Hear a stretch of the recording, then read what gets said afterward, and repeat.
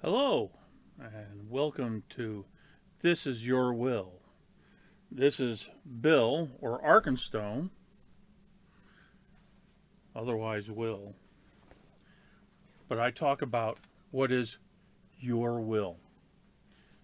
Today's episode is about the difference of spirit and soul, and talking about other aspects of spirit, different words for it: ode, prana, chi, you name it, and even astral or ether.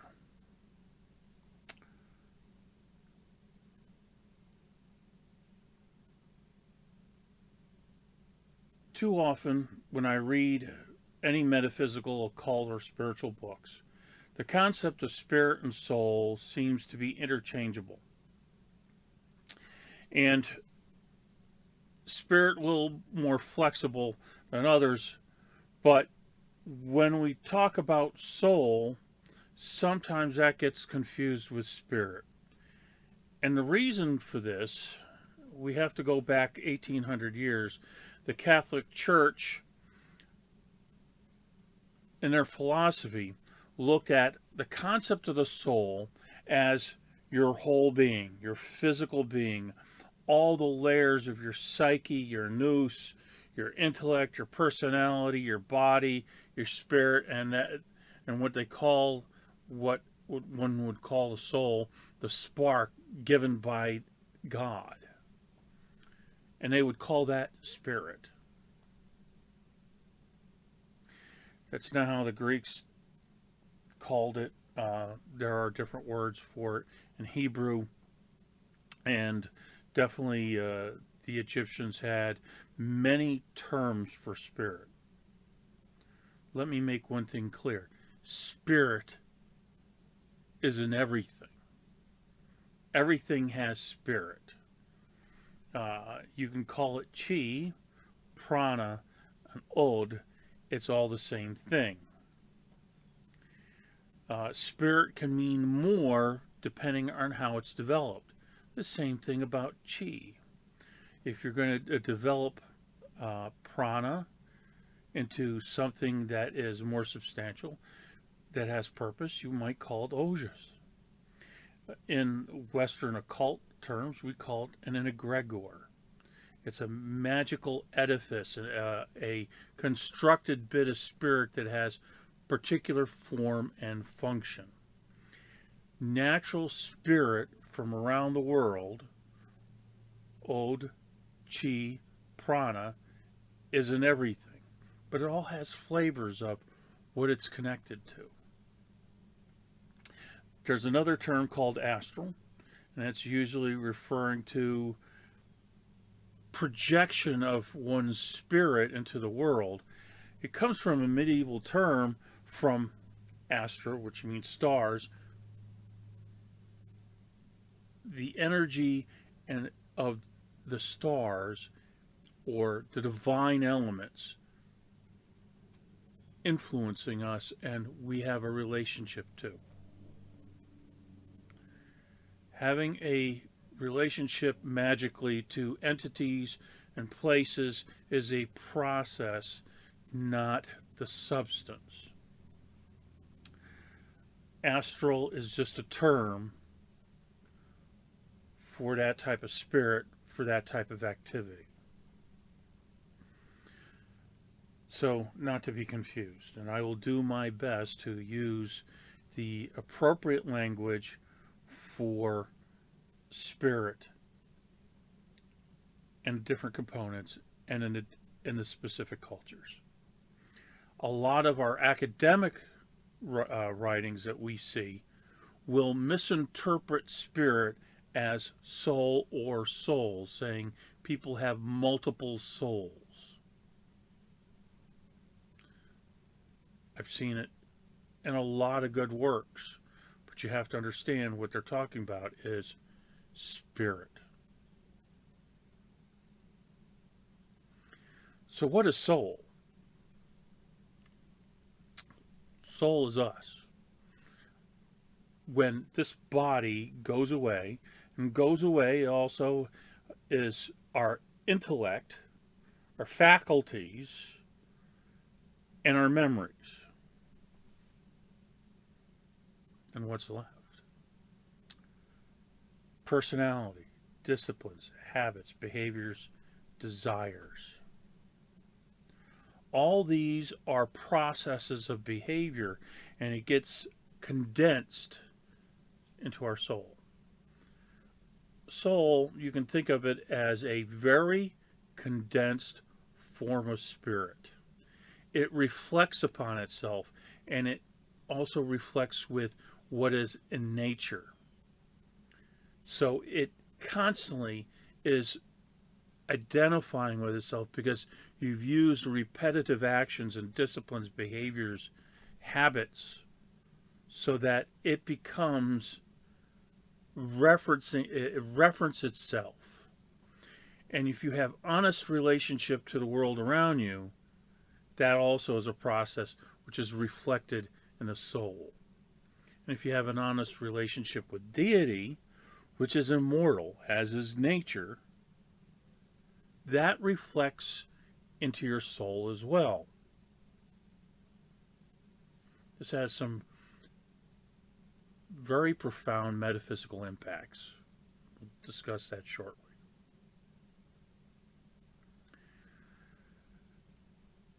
What is our soul, and what gets carried into the next life? It's just that, our personalities, our behaviors, our habits. But around it is what I call a spirit vehicle. Some call it a soul vehicle. It's spirit. It interacts directly with the soul and whatever else it interacts with. Because it's familiar with a human body, it's attracted to a human body. Hopefully, it's attracted to a human body that reflects your nature, your capabilities, the parents that you need and desire to effectuate the personality that you are coming into this life,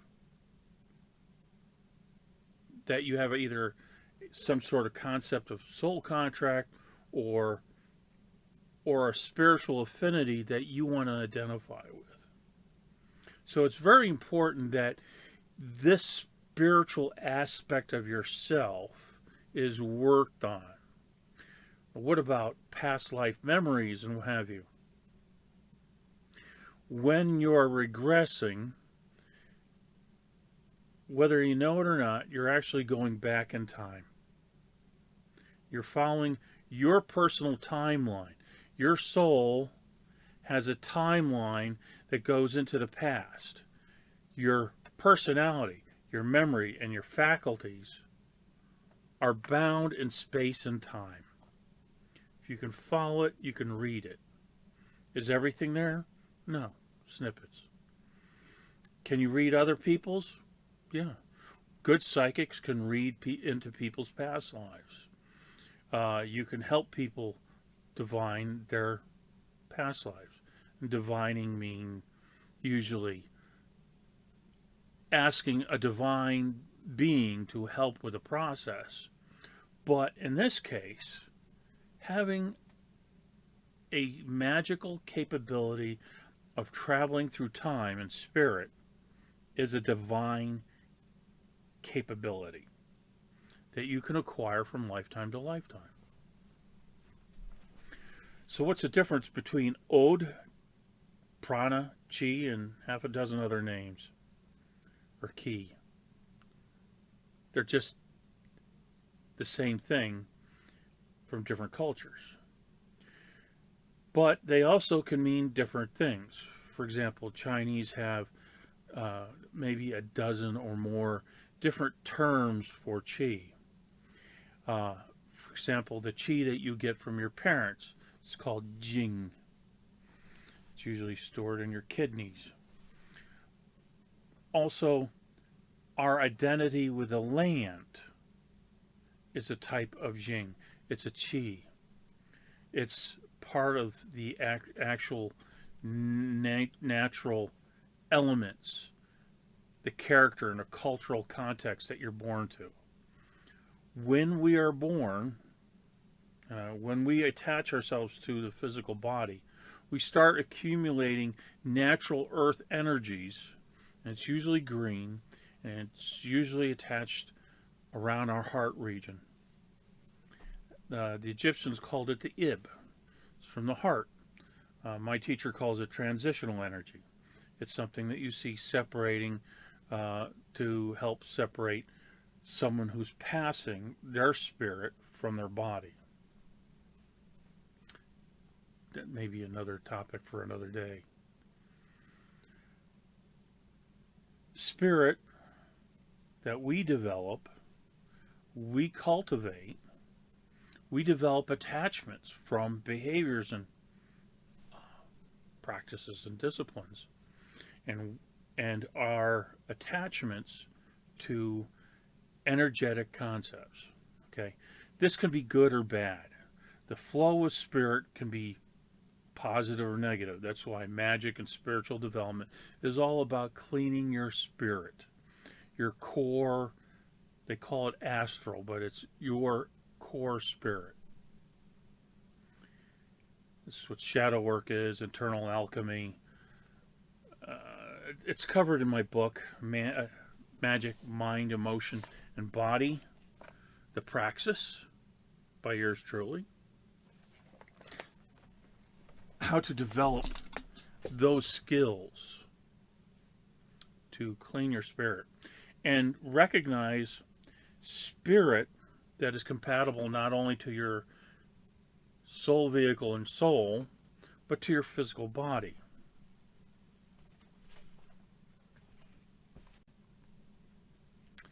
Our spirit body, our spirit vehicle, will have an affinity in our body to try to shape our body as it grows, shape our personality as we grow, so that we can develop the faculties and the type of memories that we can interact with the world around us. When we do spiritual work, we identify what spirit is compatible with us naturally. We also learn how to let go with spiritual forces or connections that are not compatible to us. This is the first thing I teach, how to do meditation, how to order your mind and your emotions and sort what is you and what is not you, and let what is not you go away, ground it out. Center first on who you are and let go what's not you. When we start accumulating spirit energy or chi and accumulate it, we want it to be compatible to us and our physical body. We can retain memory of other spirit with different flavors and intelligences and what have you, but we don't have to live it in our body. It's learning how to think from the feelings, but not necessarily emote them and live them. And this is a key part of the spiritual practice that I teach.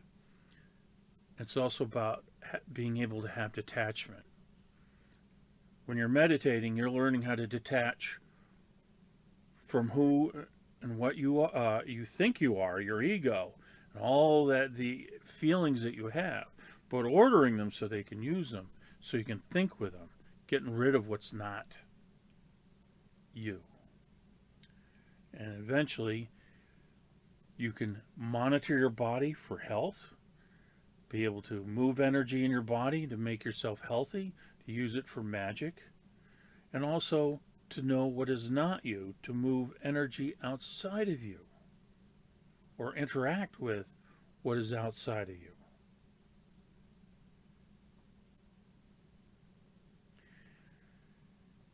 Spirit, in a Western sense, in magical practices, and even in India, comprises of 4 phases. They call them elements, but they're 4 phases.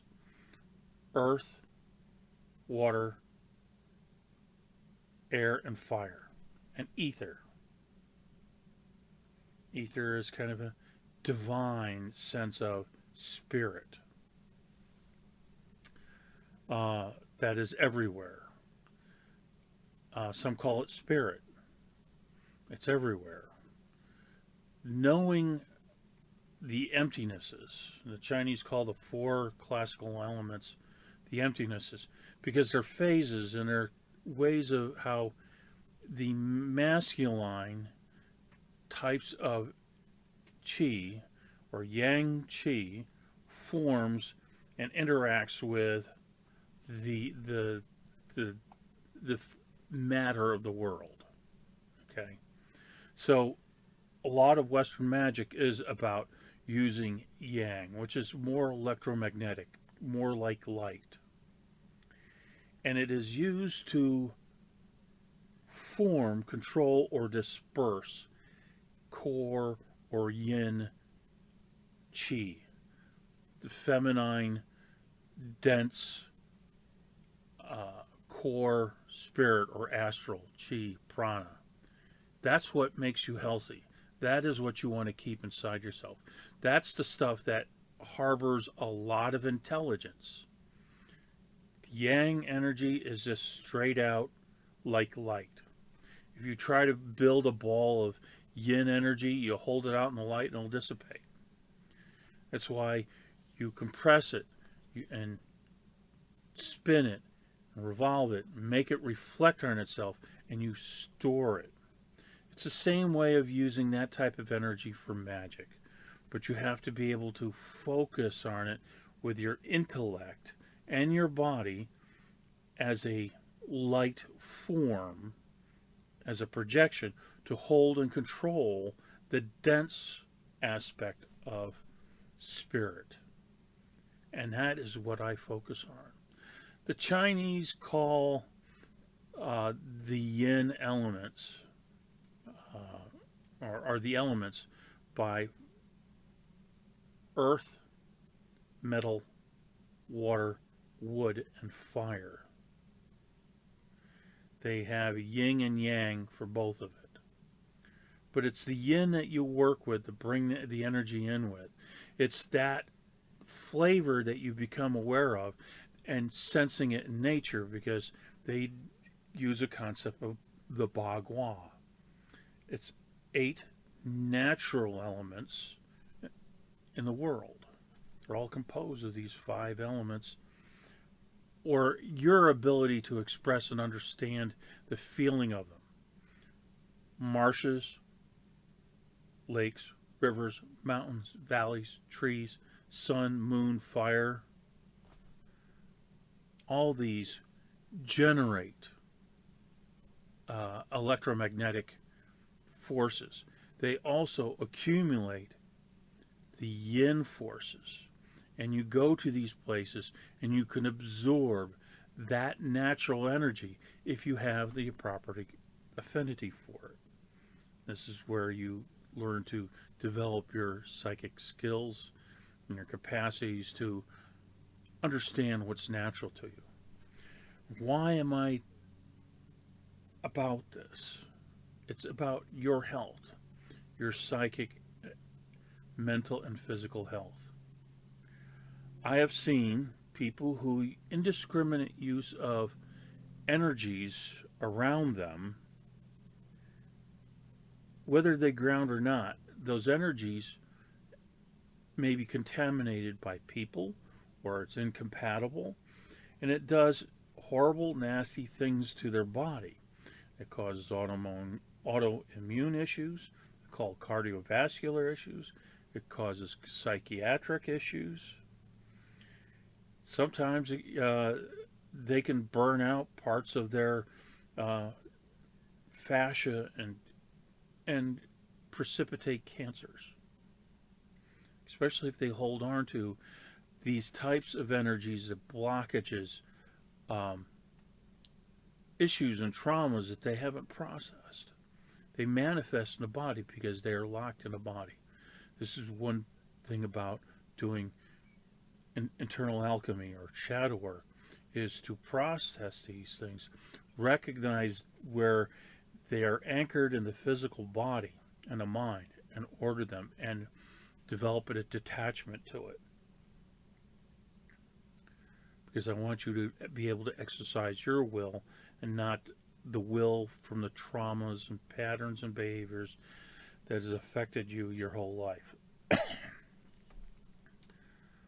More caffeine.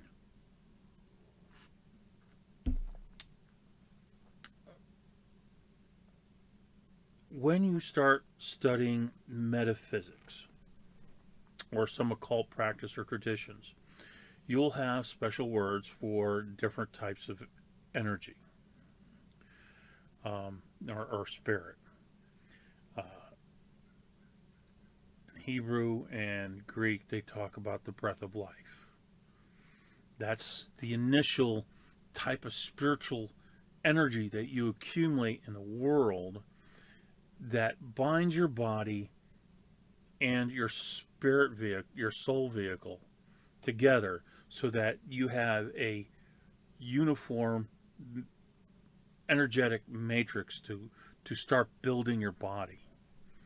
Your spirit vehicle, your soul vehicle, starts interacting with your body and helps encouraging it to grow in specific ways and learning to understand the body that you have in that lifetime, what is healthy about it.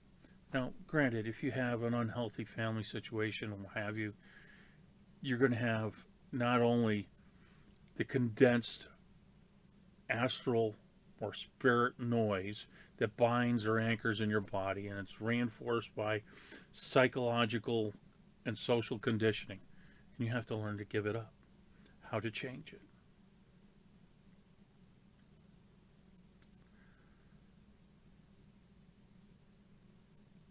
When you start talking about ghosts and spirits and entities, knowing the difference and being able to feel it from your environment, you're going to understand the differences between ghosts, apparitions, and phantasms. They're different. Ghosts are exceedingly rare. You're not going to have a soul in an astral body after death. It doesn't last but maybe at most 2 weeks, give or take, unless that person has built up a redundant shell interacting with a specific environment with a specific purpose. Usually it's energy that's impressed into a place.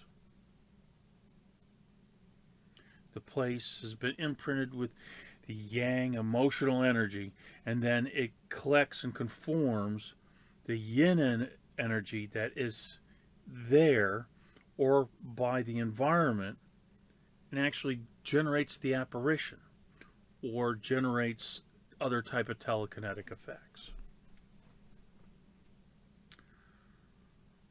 Not to be confused with a poltergeist. That comes from people's trauma. If there's telekinetic activity, the first thing I look for is, how's the person been abused? What kind of cyclical behavior is going on that is abusing a person where a part of their psyche is separated with spirit and they're supporting it. Someday I'll go into all these type of psychological traumas, how they manifest, how you can interpret it. But you have to have an idea of how this energy feels and understand what I mean by yin and yang, chi, or masculine, feminine, prana. Same difference. Understanding how spirit is conformed in parts of the body and how people project it. When we talk about afterlife, a certain amount of our spirit may be connected to our soul vehicle. And given the affinity that we have to an overworld or underworld, natural or by a deity,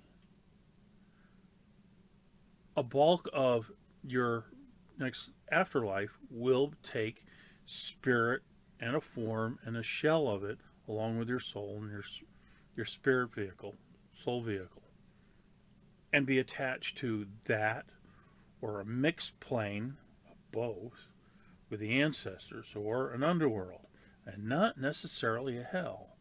That only depends if you have conformed in your belief, practices, and behaviors and attachments to the edicts, structures of a deity and its supernatural reality.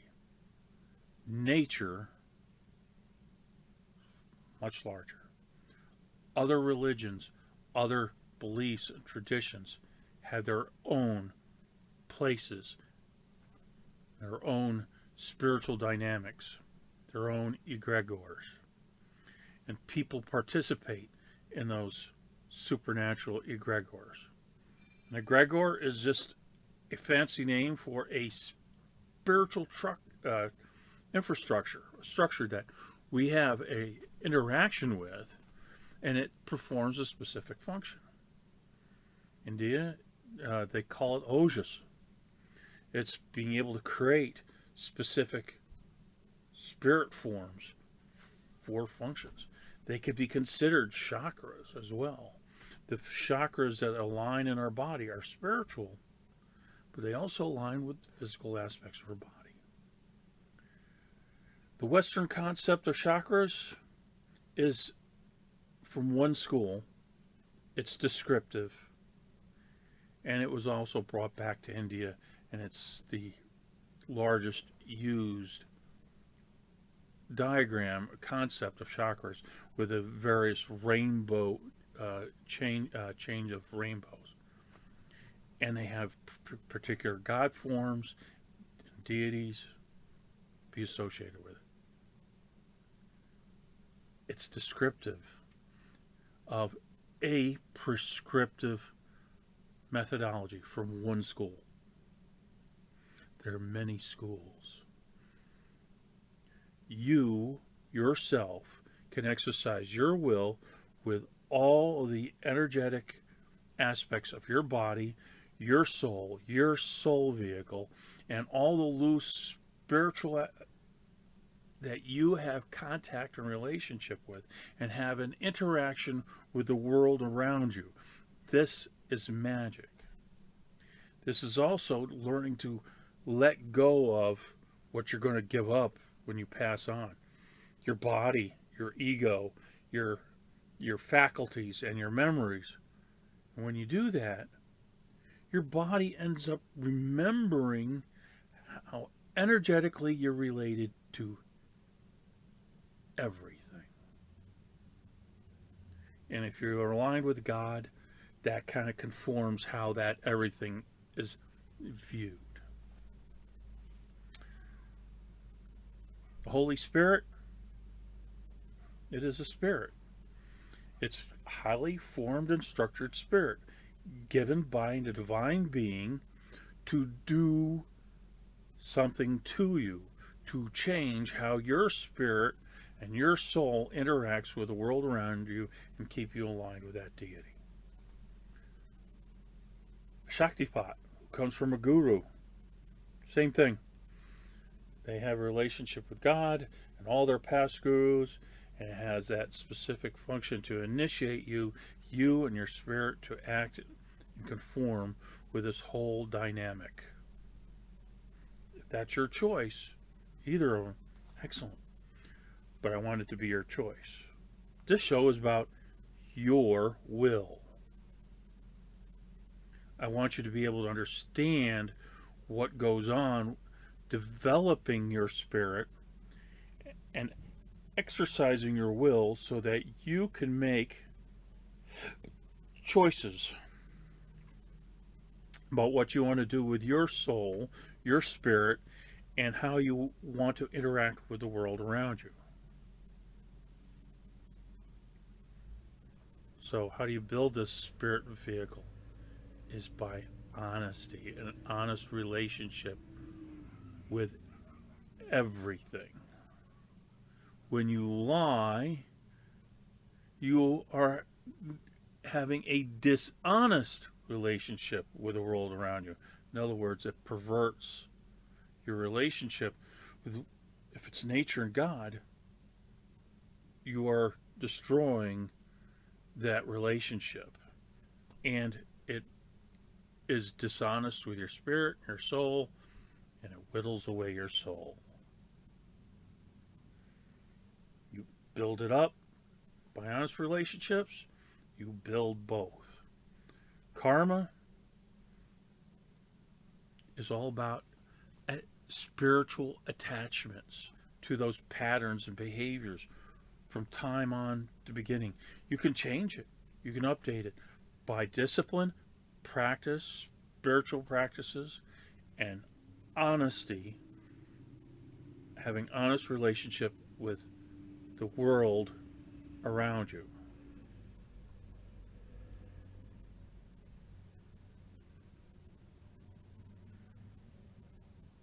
It all ties together, doesn't it? When you start learning these simple basics, you'll start to be able to see and feel and sense the truth of things and interact with it on your own, and you're able to exercise your will. You don't have to believe what other people say. You have to exercise the practice of it.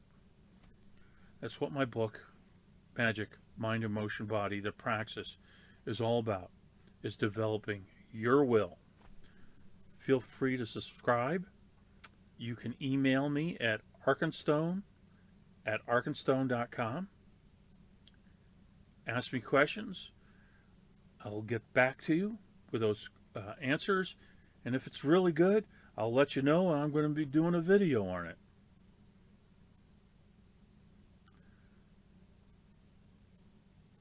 Find your will and do it. And be good, or be good at it. If you can't be good at it, be entertaining. 2 is sublime, 3 is divine. Be good to yourselves. Have a good one. Thank you.